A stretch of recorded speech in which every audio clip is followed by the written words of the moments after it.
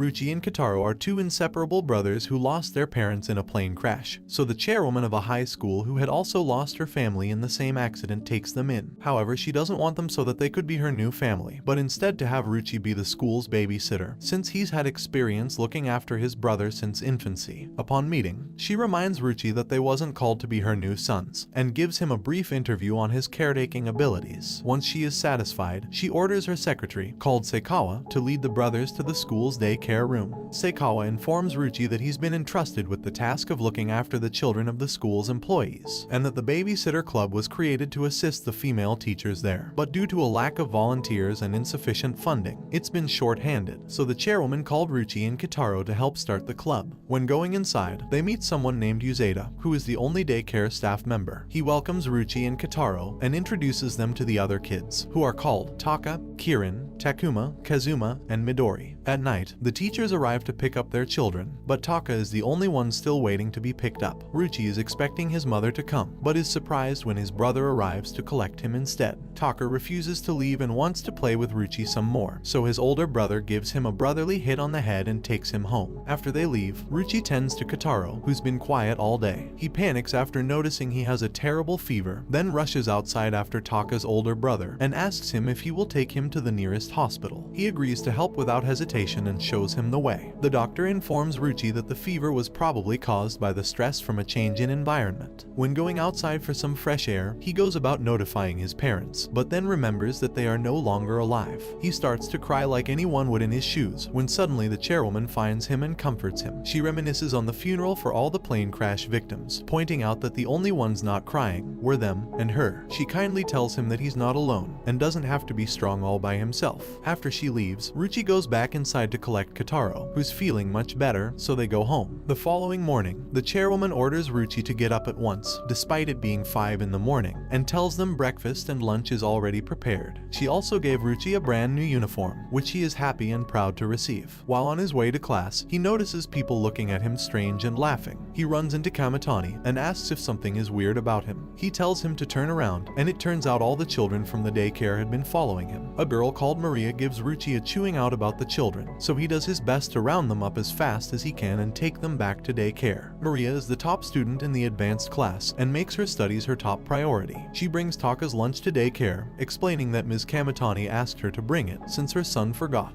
Uzeda uses this moment to take advantage and pretends that he is sick, and asks Maria to take over for him. At first, the children are scared of Maria because of the incident in the hallway. She opens up and starts crying, saying that studying is all she is good at, and the harder she studies, the more alone she becomes. The children go over to comfort her, and they all cry along together. Later, Ruchi asks Kitaro if he wants to go to the zoo, however the kids overhear, and before he can blink, they are all begging him to go. Uzeda tells him that he should take everyone, and he will go with him too, since he can get paid for working weekends. Ruchi is granted permission from the chairwoman for the zoo trip and even invites her to go, but she unsurprisingly declines the invitation. Seikawa had prepared the food for all the children, and even put in extra for the parents. Kamitani apologizes for dropping Taka off by himself, but he can't stay as he has training and their mom is busy. The children have fun exploring and seeing all the different animals at the zoo, but when they're about to leave, Taka thinks he has seen his older brother and starts to follow him. After tailing the man, Taka discovers it was not his brother and he ends up lost. Taka panics and cries, like any child his age would, and calls out for his brother. Luckily enough, Kamitani appears, and although Taka tries to hide it, he is over the moon to see him. Valentine's Day arrives, and the boys discuss if they'll receive chocolates or not, and the girls discuss who they would give them to. The girls mention a boy from the advanced class they have a crush on, called Yagi, and try to give him their chocolates. However, Maria flips out and reminds the girls that it is against school rules to give out chocolates this day. Yagi agrees with Maria and tells the girls to wait till after school. He then questions Maria about the babysitter club and says that he is interested in joining it because he loves little kids. Maria snaps at Yagi and tells him to speak to them himself. So Yagi finds Ruchi and asks if he can join, confused as no one ever wants to join the babysitter club. He happily accepts Yagi into the club. Ruchi takes a mental note when he sees Yagi compliment all the children one by one, weirdly trying hard to get on their good side. Meanwhile, Maria overhears two students say that Yagi looks at the kids in a very strange way, so she runs to the daycare and finds Yagi with a nosebleed. Suddenly, Yagi's friend, called Nezu-kun, takes him away since it wouldn't be good if he joins the club. The children begin to ask Maria for chocolates, but she tells them no and that it is forbidden on this day, so they all burst into tears. But just a few seconds later, she tells them that if they can wait till tomorrow, she'll bring them the most delicious chocolates she can, which makes them happy. While walking home, Ruchi gives Maria some chocolates and a compliment, which makes her blush. The next morning, Ruchi has physical education. A couple of the boys in his group complain about having gym first period, and that it's too cold. All of a sudden, Yuzeta comes along with the kids, and Ruchi's classmates begin to chase them around the playground, so that they can use them as heat packs to warm themselves up. Ruchi sees Takuma being picked up by a man dressed suspiciously, but it turns out that he is the father of Takuma and Kazuma. He explains that he was dressed like that because he is famous and didn't want to be recognized. He was hoping to spend his first day off in 6 months with his children, but when he picks up Kazuma, he cries. After many attempts of trying to play with them, he gives up and leaves. While exiting the school, he gets recognized and flooded with kids begging for his autograph and a picture, but luckily his wife shows up and saves him. She explains to him that it may be her fault that Kazuma is afraid of him, because they were watching a movie where he acted as a kidnapper. He turns around to find Kazuma and Takuma. They call him Papa and ask him to play with them, which made him filled with joy. The next morning, Ruchi starts his first day of high school, and the clubs began to look for new members, but Ruchi decides to stick with the babysitter club. However, Yuzeta encourages him to at least take a look at the different clubs, so they take a walk to check them out, such as the drama club, who the mother of Kirin is in charge of, the cooking club, which Maria is a part of, and the baseball club,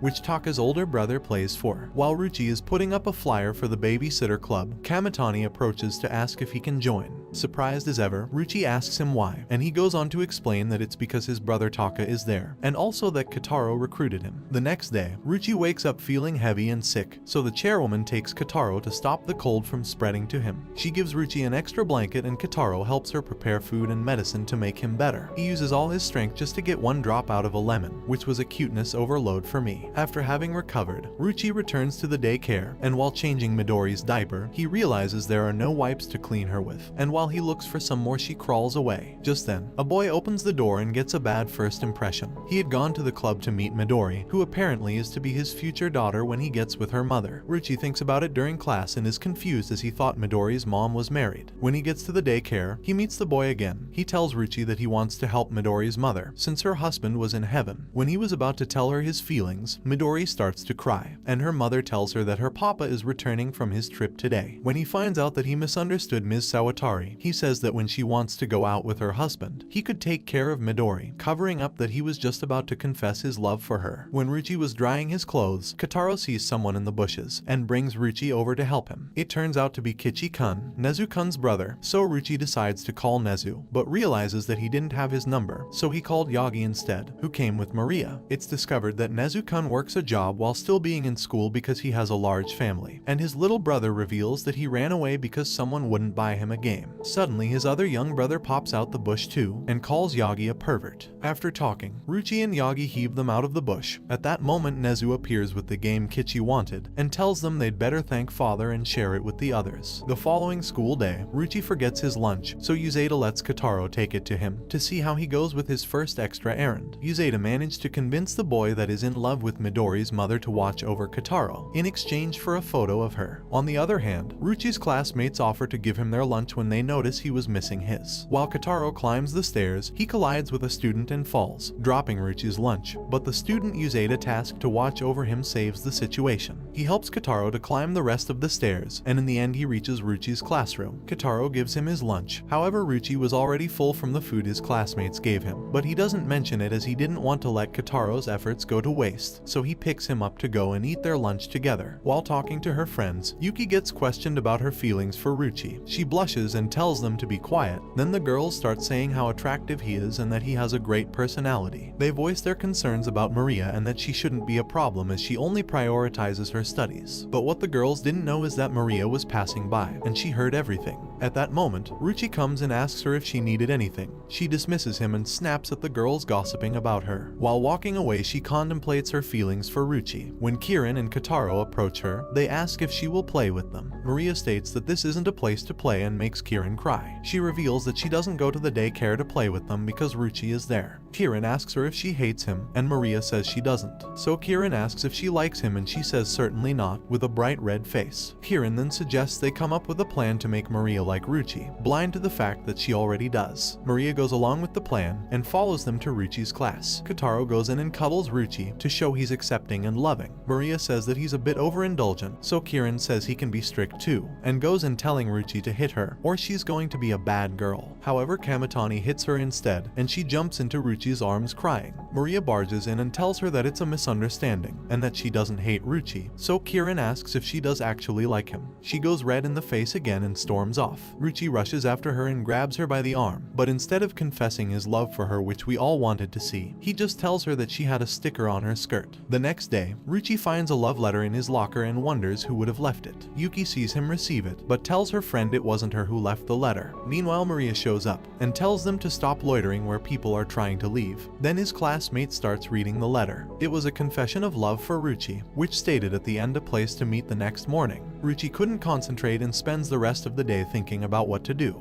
At home, the chairwoman thinks he might have a cold as his face was red from blushing so much, and tells him to take a hot bath and go to sleep. When Ruchi and Kotaro were on their way to school, he was totally lost in thought from what to tell his secret lover. He loses Kotaro and runs into Maria and Yuki, who left early to find out who gave Ruchi the love letter. They offer to help Ruchi find Kotaro, but it turns out he was found by Kamitani. We discover that Kotaro wandered into someone's yard to bring Ruchi a lemon, as he thinks he is sick and needs to get better, when really he's just been acting weird because a girl likes him. In the end, Ruchi rejects the girl who sent him the letter because his priority was Kotaro. Meanwhile, Maria and Yuki were hidden in a bush listening to everything. Later, Kamitani and Taka invite Ruchi and Kotaro to a festival. They arrive well dressed for the occasion, while Kamitani was dressed casually. He bets Taka that he will lose his sword by the end of the day. Then they start walking. Taka finds a game he wants to play which rewards a cool prize for winning, but it was clear that the game was arranged so that he loses, so Kamitani drags him away. They run into Uzeda, who was there working a part-time job that his neighbor asked him to do. At that moment, Taka realizes that he had lost his sword and bursts into tears, so they all start to search for it. The sword doesn't turn up, so Kamitani tells him that he can play the game he wanted if he decides not to search anymore. Taka accepts, and when Kotaro pulls one of the ropes, the same sword that he lost comes out. Kamitani grabs the dodgy worker, and as an apology he gave them the newest game system. Returning to the daycare routine, Kamitani had quarreled with his brother for drawing a poop on his autographed baseball, but instead of hitting him like he usually does, he just completely ignores him. Outside, Ruchi tries to talk to him and explains that Kotaro had also destroyed some of his stuff too, but Kamitani explains that he wasn't angry about the ball, but that he doesn't understand what he did was wrong. On the other hand, the chairwoman was giving Taka a lesson. She asks for the sword he treasures and pretends she's going to break it to show Taka what his brother felt when he messed up his ball, and in the end they both reconcile. The day of the Academy Festival had finally arrived, and for some reason the daycare room also had to participate. The parents of all the children are going to attend, and Kieran's father arrives. He asks where the hot babysitter girls are, and Uzeda plays a trick on him, introducing him to Kamitani and Ruchi wearing wigs. Quickly he realizes that they are men, and says that he doesn't feel comfortable leaving his daughter with male babysitters, because he doesn't want his daughter's innocence stained. When he was just about to leave with his daughter, Ruchi stops him. He seemed to quickly forget that Ruchi was a boy, but when Midori pulls the wig and it falls off, he flips out, and becomes even more determined to take his daughter from the daycare. Kamitani intervenes, who Kieran's father again mistakes for a girl. At that moment, Midori's father arrives, guided by the boy who is in love with Midori's mother. All the parents share a moment and realize that their children are growing up so fast. Suddenly, Kamitani's mother appears at the daycare and informs them there are some eggs due to hatch soon over in the science lab, and asks if they would like to go and see them. The children get excited and instantly make their way to the lab. However, the eggs are due to hatch the next day, which Taka's mom tried to tell them before they ran off excited. The following morning, Kotaro was excited to see the chicks. Taka's mom was there early and invites them in her classroom, as the eggs were about to hatch. Ruchi and Kotaro patiently wait by the incubator, and finally the eggs hatch. Later on, all the other kids come to see the chicks too,